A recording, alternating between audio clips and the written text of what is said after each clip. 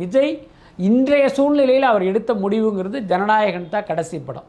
அதில் வந்து அவர் உறுதியாக இருக்கார். இப்போ சில பேர் பார்த்திங்கன்னா சொல்கிறாங்க லியோ 2ல் நடிக்க போகிறாரு, மாஸ்டர் 2ல் நடிக்க போகிறாரு, அதில் நடிக்கிறார், இதில் நடிக்கிறாருன்னா சொல்கிறாங்க. இது எல்லாமே ஹேஷியங்கள் தான்.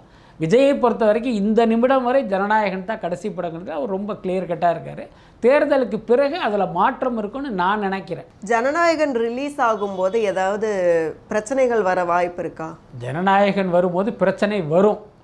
ஆனால் அது பெரிய தமிழ்நாட்டின் சட்டம் ஒழுங்கை பாதிக்கிற அளவுக்கு வருமா அப்படின்னா அதுக்கு வாய்ப்பு இல்லைன்னு நினைக்கிறேன். அந்த பிரச்சனைன்னு நம்ம மீன் பண்ணுறது என்ன அப்படின்னா, இப்போ ஜனநாயகன் விஜயனுடைய கடைசி படம். இப்போ அந்த படம் வந்து நிச்சயமாக வந்து ஒரு மிகப்பெரிய வெற்றி அடையும், அதில் மாற்றமே கிடையாது. ஏன்னா வழக்கமாக விஜய் படங்கிறது வந்து ஒவ்வொரு படமே வசூலில் வந்து ஒரு பெஞ்ச் மார்க் கிரியேட் பண்ணும்.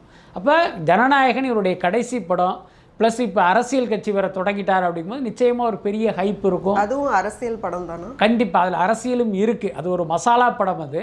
அதே நேரம் அதுக்குள்ளார அரசியலும் இருக்குது. அதனால் கண்டிப்பாக அந்த படம் ஒரு பெரிய வெற்றி அடையும்.